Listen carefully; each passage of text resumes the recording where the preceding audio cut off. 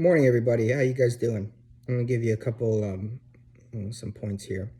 Got a lot of emails asking me the same questions again, so I'm going to reiterate a few concepts about this presentation. Listen, if I could stand in front of you in a classroom, I would tell you the same thing.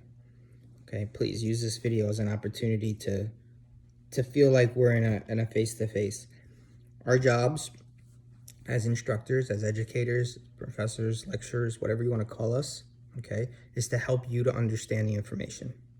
Okay, is to help guide you through these classes in order to get to your end state, whether it's physician, nurse, whatever it is. Okay, I'm going to stand up in the front of the class and I'm going to tell you something. All right, stop overthinking everything. Okay, you guys are driving me crazy with this. Listen, very simple. We do the anatomy projects, homework assignments, whatever you want to call them. I want you to learn the anatomy. That's just nothing more than pictures, okay? You're looking at pictures, you're identifying them, okay? The better you get at it, the more complicated the pictures can get. The physiology, the study of function, how those structures work in a system, okay? Bunch of organs make up a bunch of system, a bunch of systems make up a body, okay? Then we answer a discussion question regarding, or a discussion question in that subject, that particular system, to tell a story. People learn best when you tell them a story, or when you show them a picture. A picture is worth 1,000 words, right? So we think about a little boy climbing a tree, falls out of the tree, breaks his arm. What is a green stick fracture?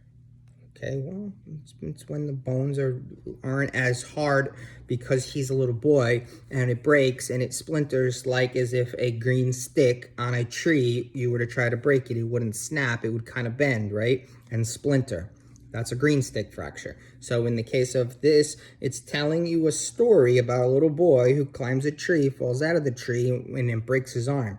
Why does that happen? It happens because as you age, your bones get harder. And that's why old people are feeling all crickety and rickety, and why they fall down, they break hips, is because their bones are more brittle and they are harder, so they fall and they crack instead of bending like a little boy. That's why they say kids are made of rubber. Okay, that's telling you a story about the skeletal system. That was a discussion question in AMP1 regarding little boy and what green stick fractures are. Okay, so in this case, we're taking anatomy, physiology, and then a picture or a story of a system. And now, after we finish a whole unit where we covered autonomic nervous system, endocrine system, cardiovascular, cardiopulmonary, or cardiorespiratory, same thing. Don't get mixed up on the terminology. Respiratory system, pulmonary system, same thing. Okay. So now, after we have multiple systems, now we are building a story about a person to illustrate the disease states or the diagnostics of these diseases that affect these systems, bringing it all together to tell a story. So the story is Johnny, what's his name, walks into the clinic. He's 55 years old. He presents as he's 300 pounds. He's self-admittedly very out of shape. He has shortness of breath walking up the stairs. He smokes. He has vascular issues presenting in varicose veins and purple ankles, right? I forget what purple ankles are called in diagnostic, but you get the point, okay? And then we're discussing what systems are involved in this diagnosis. Well, first, we're looking at pulmonary, can't breathe, he smokes, emphysema. Okay, what does smoking do? Then we look at heart disease. Smoking affects heart disease. Does he have hypertension? Yes. Does he have hypertension? Does that cause vascularity conditions? Perhaps he has peripheral artery disease. Perhaps he's had a myocardial infarction. What are those? How are they diagnosed? Okay. Does he have diabetes? That's an endocrine condition. How does diabetes affect heart disease? Okay. And then remember that this patient, this story is revolves around what you see in your daily work, whether you work in a dentist's office or you work in a hospital or you work as a paramedic or you work with, I don't know, whatever it is that you do. Where does this apply? So it applies in this case, and so you're going to focus on that disease set. We've talked about that in the last video. Okay. Do not overthink this. If I was standing in front of you in a classroom, we would have this conversation. At the end of every class, we'd have half a dozen students would come up and would ask me to validate what they think. And sure, that's awesome. And I'm happy to do that in your emails. But I want to remind you guys, many of you are overthinking this and questioning your abilities because you want validation. That's okay. That's great. And I give you the opportunity every morning at 8 o'clock to 10 o'clock. We have office hours. If you want, shoot me an email. Can we have a conversation at 9? Yeah, absolutely. Whether it's on video chat, whether it's on Zoom, whether it's on a phone call, easy. You could do that every single day if you don't understand something, okay? But I'm going to tell you, for your own education, please stop overthinking everything. Please stop overthinking everything and stop questioning yourselves. Okay, the instructions are fairly simple. Give me a presentation on a case study using these systems. Okay, now I want to give you guys a few points, words of wisdom, some lessons learned. Okay, sometimes you guys feel like these are valuable, others don't. Can't please everybody. I'm going to annoy somebody. But my experience, never give anybody a professor, a boss, even a parent, always try to present a solution before a problem. That means don't bring them a problem, bring them a solution. I'm not telling you you have to do this. And I'm not telling you that when you email me or anybody that if you don't do it, you're wrong. I'm just giving you some suggestions that may help you in the future. If and when you are in a position where you have somebody who's your boss, whether it's in academics or whether or not it's in the real world, okay, bring them a solution before you bring them a problem. So do not email somebody asking, what do I do about this? Instead, say, this is the problem. This is how I think you should fix it, or it should be fixed. Do you have any suggestions on that? Or is that okay with you? Or something like that. Okay? Please, I'm trying to make sure to give you some words of wisdom that may help you in the future. I've experienced this personally in professional environments, in academic environments, in combat environments. Trust me, okay? Always present somebody of authority with a solution before a problem. Okay, so now what does that really mean? It means when you email a professor and you say, I don't know what to do here, that's not okay, okay? So what am I supposed to do? Reteach the whole thing to you? Like, I don't understand. What are you asking me? Okay.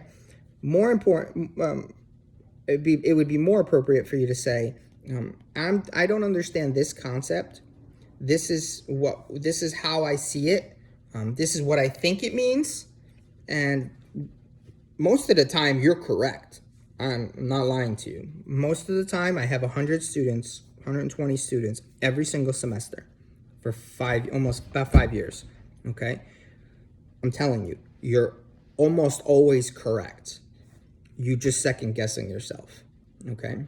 It's very easy to think of a question and Google it first and then say, I'm right. Don't question yourself. Why are you questioning yourselves? If you're right, you're right. You want validation? Okay.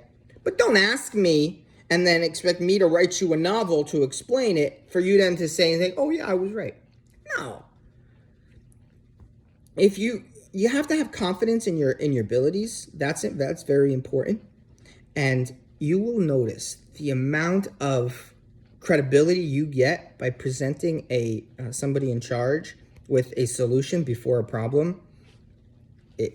You're not going to realize how important that really is. Okay, so that was one. Two, although I care, I do care. I have kids. You see my house. I mean, I'm a human. I have a 9-year-old and a 3-year-old. I've been where you are. I value the experiences that you're dealing with, and I value that many of you have a full-time job and all that goes with it. Absolutely appreciate that. But I'm telling you that an online class, and I've taken many of them, PhD level, master's level, never took any undergrad level because it was a long time ago. They didn't have them then. I'm telling you, although your personal life experiences are important, they don't supersede the business of what you're doing here. Okay, many times I've said, yeah, I'm sorry to hear that. I appreciate that. If you need an extension, that's awesome. But when you say, I didn't get to do this because I was really overwhelmed, that's not an excuse that's going to work in the real world. Okay, and if you think it does, there might be a slew of other things that have to be addressed in that situation. Okay, but it's not going to teach you anything if you can't follow these very simple guidelines. This particular class is really set up. The homework, the assignments, it's completion. Did you do it? Outstanding. Did you learn something? Outstanding. Did you get it done on time? Outstanding. Okay. The hardest parts are going to be the exam and the project. Okay, so I'm really pretty chill with the assignments as far as like grading them. Right? You get what I'm saying. But you have to meet the deadlines. I have to hold you accountable some way. I know there's many professors and instructors out there who don't. I'm sorry to tell you, but that's not the way the real world works. And so I have to start teaching you little bits at a time. You have to have your stuff done on time. Okay? You may get an opportunity at the end to submit some stuff that you didn't do on time. But in the meantime, you have to get your material done in a proper time. Okay? The real world in a hospital, for example, if you want to be a nurse, it doesn't care if you're late because the patient's going to die. You understand? Like, there's a certain amount here that we have to address, and that's one of them. All right? And then I want you to think about that. Now, the last administrative point is how to give a presentation. Okay? So when you give a presentation, it's important to have certain elements that are in your conversation. You have to speak clearly. You have to speak intelligently. You have to speak at a volume that the person can understand. Nowadays, it's less of a problem because you're sitting on a screen 6 inches away from your face. In the old days, you'd have to give a presentation to a room, and you'd have to be able to hear people in the back of the room, right? Or people in the back of the room would have to hear you speak. Okay, so those are all characteristics of presentations. I highly recommend you go and open up a Google page and say, best ways to give presentations. It's going to discuss those with you. Okay, now for this video we're doing right here, look, what's in my background? My stairs, my front door, right? I'm sitting on my couch. I'm having a conversation with you. It's less formal. In a presentation, though, I'm probably going to have on an Aloha shirt, or I'm going to be better or dressed. I have meetings with people on the mainland often, so I might wear a shirt and tie or a suit, depending on the situation. Not here in Hawaii, of course, but if I'm talking to people in New York, then it's different. Okay, and so is my hair done? Am I shaved? For more professional presentations, it might be like that. What's in the background? You know, it's probably better for you to change out your background, blur it out, or do have a picture in the background. Probably not going to want to have a picture of the beach behind you. You're probably not going to want to have, you want a professional looking picture. Okay. So I have one that's a bookcase behind me. Okay. And then, so when I sit in the screen, it looks like I'm actually sitting at a book in front of a bookcase. Okay. All those different ones. You have the University of Hawaii ones. They're part of your Zoom account. So if you go into that, change your background in your Zoom account, because your Zoom account's attached to your University of Hawaii account. All right, that was your login for it. Awesome, works just fine. Prefer that one. All of that, okay? Those are administrative elements. What you should look like, how you should be seated, how you should be speaking. Obviously, in this case, look, I come from New Jersey, okay? I have such an accent. It's worse from time to time, depending on what's what. I've lost a lot of it living in Hawaii, but I know that many of you are going to have this strong Pidgin accent. That's okay. You got to try to calm it down for presentations. I'm not looking to have perfection here. I'm just trying to educate you on the best ways to give presentations so that you can learn from them a little bit at a time until you're awesome, okay? I'm not going to go straight up New York Guido on you in a picture, in a presentation, right? I don't expect you to throw Pidgin at me, okay? And so with that, you know, we're not using slang terms, we're not using slang language, we're trying to be as professional as possible in a formal presentation. Just the same as if you were in a classroom, standing up in front of a group of your peers or administrators and giving a period of instruction, okay? It's always a good idea when you're giving a presentation to have a standard looking slideshow. If it's going to be the University of Hawaii one, that's probably your best bet, but it could be a lot of them. I don't recommend ones with like squiggly look pink swirls and pencils and looking like you're giving a period of instruction to a kindergarten class. Don't do that, okay? Stick with a professional, academic, adult, business-looking template, okay? Very simple, okay? So what you look like, how you present it, what your screen looks like, how it's recorded, upload it into your YouTube page, and then download the link or post the link in Lalima. When you're giving a period of instruction on slides, okay, you do not read the slides. Very simple. You don't read the slides. You should talk to the slide. What that means, like, you might have 2 or 3 lines on that slide, and you're giving a conversation, you're giving a presentation, elaborating on those concepts in order to give a better appreciation for what you're trying to teach. Okay, that's your best bet. All right, please don't read the slide. That's not going to be your best bet. Now, let me remind you again. I'm not nitpicking the bejeebies out of this presentation. Don't overcomplicate it. Don't overthink it. Don't get nervous about it, okay? That's not the purpose.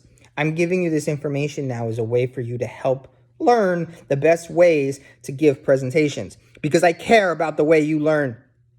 I'm not giving you a grade on that. Your grade is fairly subjective. What is the objective points? That you hit all the systems, and that you had a case study, and that you explain the interaction of the systems. Did you do that? Probably. Last semester, I might have had 1 or 2 out of the whole 100 students who had no idea what they were doing, okay? Everybody else, I think, pretty much got like maybe 85 and above, something like that, Okay, I might jack off a few points, say forget about this now, that, whatever, just because of it was sloppy, or because they really didn't know what was going on. But stop stressing it. Okay, please. At this point, if you need, and if you want to have this conversation and we can talk through it with your information specifically, like your specific presentation, happy to do so. Okay, please don't hesitate to call, ask. I'm here to make sure that you learn and understand that the little bits of the little elements outside of the anatomy and physiology in order to facilitate the best learning experience. Okay, I know it's online. I know there's a lot of challenges. So I'm trying to help you guys to get a better appreciation for that. Okay? It's a little long maybe, but hopefully you watch it so that you can learn something. Y'all have an outstanding day.